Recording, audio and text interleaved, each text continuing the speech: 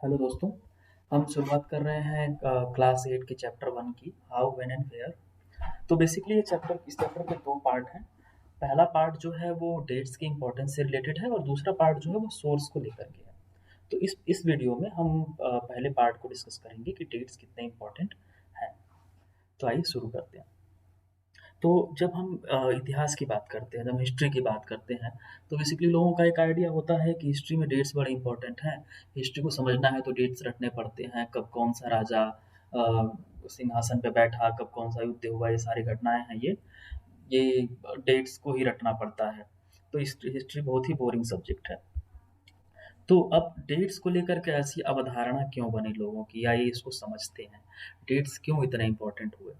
तो आम तौर पे जब हम लोग अपने आस-पास की चीज़ों को देखते हैं, कोई भी ऐसी वस्तु है जिसका हम अपने जीवन में प्रयोग कर रहे हैं, कोई मशीन है या फिर कोई भी ऐसी चीज़ है, कोई हिस्टोरिकल बिल्डिंग है।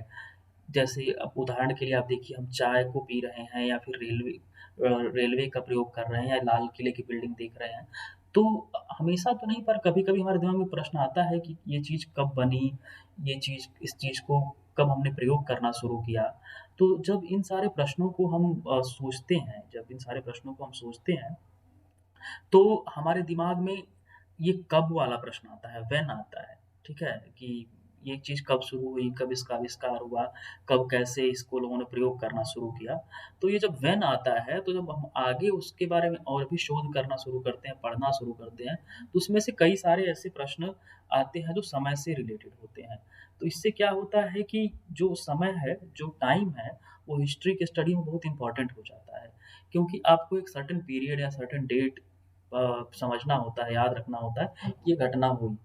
तो अब देखिए कि जो डेट्स हैं, उनको हमेशा आसानी से निर्धारित करना एक सरल काम नहीं होता है। 2 प्रकार की मुख्य घटनाएँ होती हैं।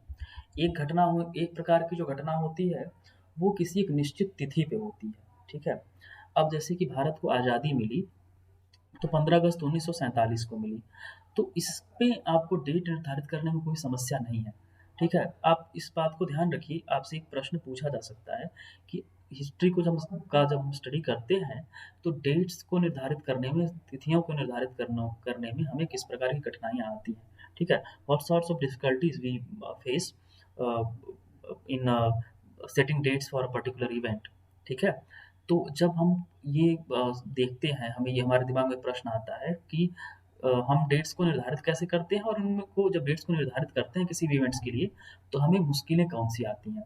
तो आप देखिए, 2 तरह के इवेंट्स होते हैं। इस प्रश्न को आप ध्यान में रखिए कि डेट्स कैसे निर्धारित कर रहे हैं, ठीक है? How how do we set dates for a particular event, और what what sorts of problem we face when we set date for a particular event. तो अब आप देखिए, जैसे 2 प्रकार की घटनाएँ होती हैं।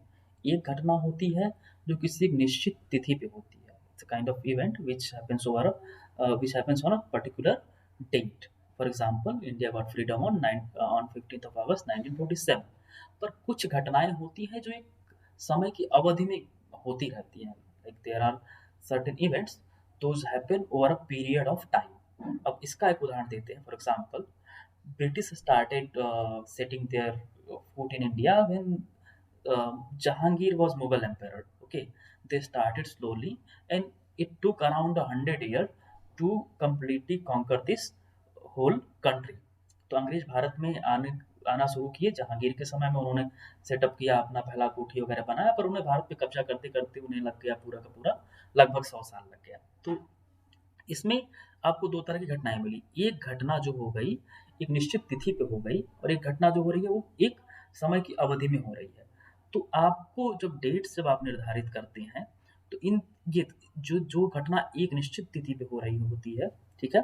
उसको डेट कर ने डेट उसका डेट सेट करना आपके लिए सिंपल है। जो घटनाएँ over a period of time हो रही हैं, तो उनको डेट आप निर्धारित नहीं कर सकते। तो ये आपके इन 2 प्रश्नों का उत्तर हुआ। अब आगे एक अगला प्रश्न होता है जो आपको समझना होता है कि व्हिच डेट्स, जो क्या क्राइटेरिया है जिससे हिस्ट्री में डेट्स इम्पोर्टेंस होते हैं, ठीक है? तो अब देखिए, ये चीज़ होता है कि हम किस चीज़ पे फ़ोकस कर रहे हैं, ठीक है? हमारा पर्सपेक्टिव क्या है हिस्ट्री को स्टडी करने का। अब जो भारत का इतिहास है, जो अंग्रेज़ों के राज्य के समय भारत का जो इतिहास है, अगर वो अंग्रेज़ों के पर्सपेक्टिव से पढ़ेंगे हम, तो वो अलग होगा, उसमें डेट्स अलग तरह से इम्पोर्टेंट होंगे, ठीक है?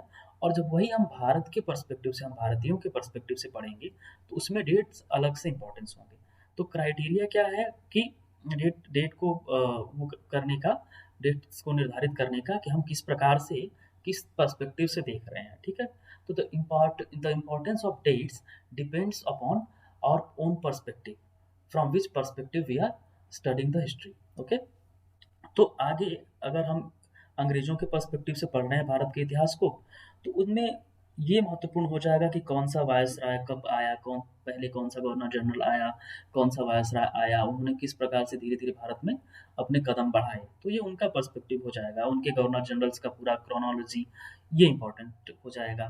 पर जब उसी इतिहास को हम भारतीय दृष्टिकोण से देखेंगे, तो अन्य सारी घटनाओं के जो इवेंट हैं, वो भी कि भारत में किस प्रकार से, कैसे कौन से सोशल ग्रुप्स बने, कौन से पॉलिटिकल ग्रुप्स बने, किस प्रकार से सामाजिक और सांस्कृतिक परिवर्तन हुए, तो ये वो डेट्स भी हमारे पर्सपेक्टिव से इम्पोर्टेंट हो जाएँगे, ठीक है?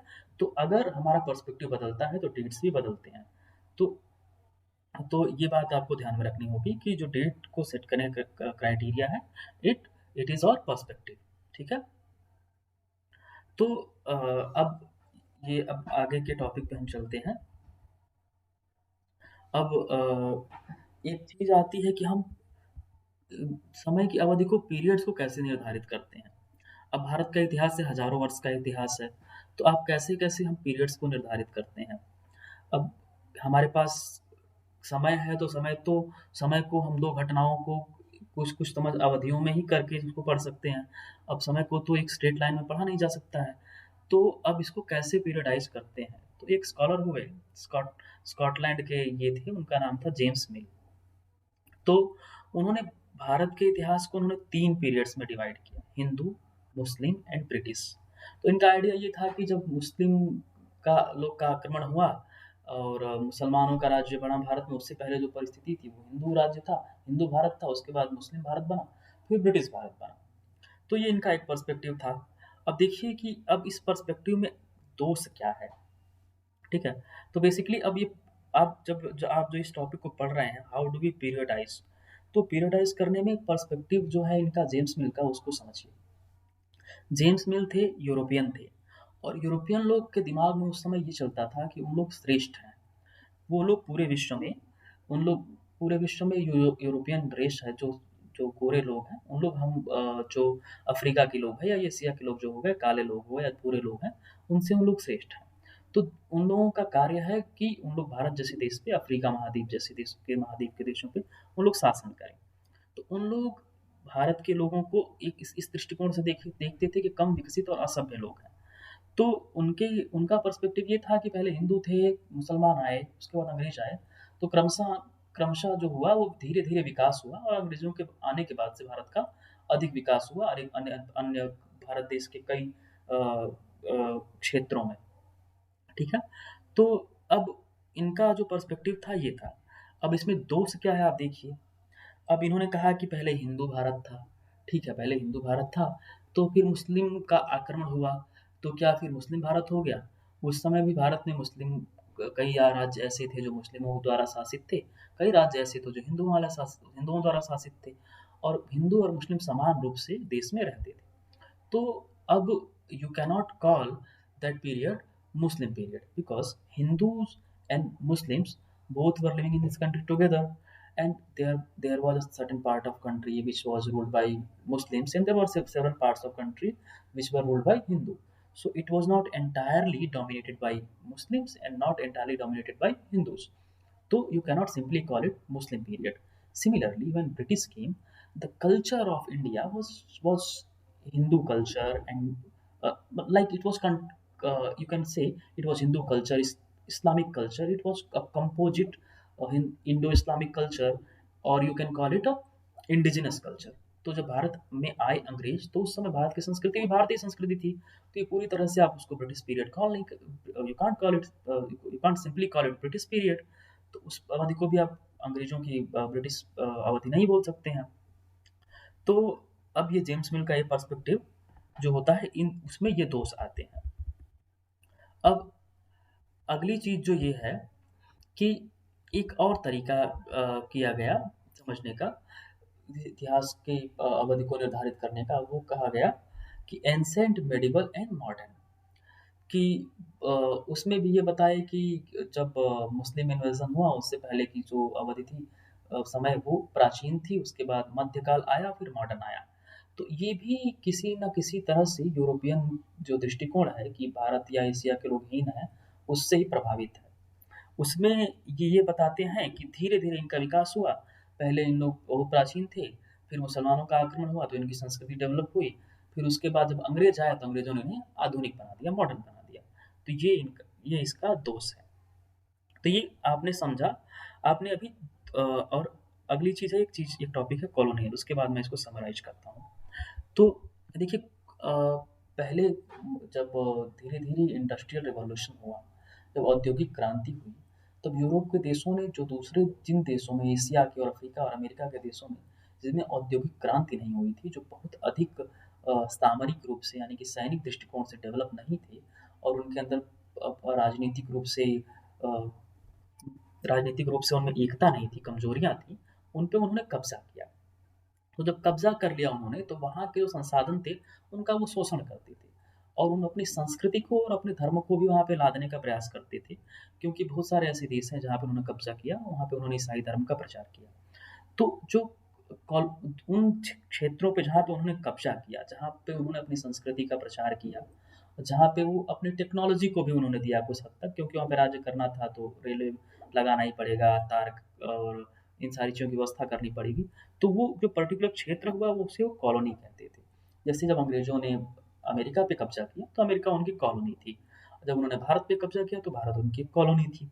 तो ये जो था, जो उनका व्यवहार था, जो उनका माइंडसेट था कॉलोनीज़ के प्रति, उसे कॉलोनियल कहते थे। तो ये है कॉलोनियल।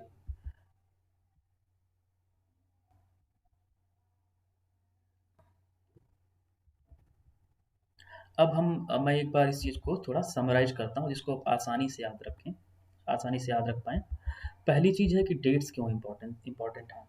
तो अब डेट्स का इम्पोर्टेंट आप समझ गए होंगे कि जब हम किसी भी विषय को हम पढ़ते हैं, उसके बारे में जानने की कोशिश करते हैं कि आज अपनी वर्तमान परिस्थिति में किस प्रकार से है, तो उसके पास्ट को स्टडी करते हैं। तो जब उसके पास्ट को स्टडी करते हैं तो उसका क्रोनोलॉजिकल विकास हुआ होता है, ठीक है? तो when we study the chronological development of a particular subject, dates become very important. जैसे आप रेलवे के बारे में पढ़ते हैं तो रेलवे का क्रम से विकास हुआ। पहले भाप का इंजन बना, फिर क्रमशः उसका विकास होते हुए होते इलेक्ट्रिक इंजन पे आया, बुलेट ट्रेन तक आया।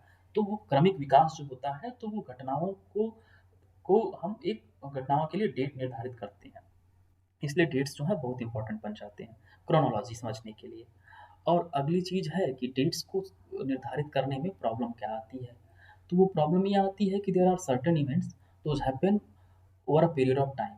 तो उनके लिए एक डेट निर्धारित करना कठिन होता है। वो जैसे कि मैंने आपको बताया कि भारत में अंग्रेजों का राज्य होते होते काफ़ी समय लगा, 100 वर्ष का समय लगा, तो उसे आप एक डेट निर्धारित नहीं कर सकते हैं। उसी प्रकार कुछ इवेंट होते हैं कि जो एक निश्चित दिन पे होते हैं, उनके लिए डेट निर्धारित करना आसान होता है। अगला जो पॉइंट है वो ये है कि विच डेट्स कैसे इंपॉर्टेंट होते हैं, तो वो डिपेंड करता है हमारे पर्सपेक्टिव से, हमारे फोकस से, कि हम किस दृष्टिकोण से इतिहास को पढ़ रहे हैं।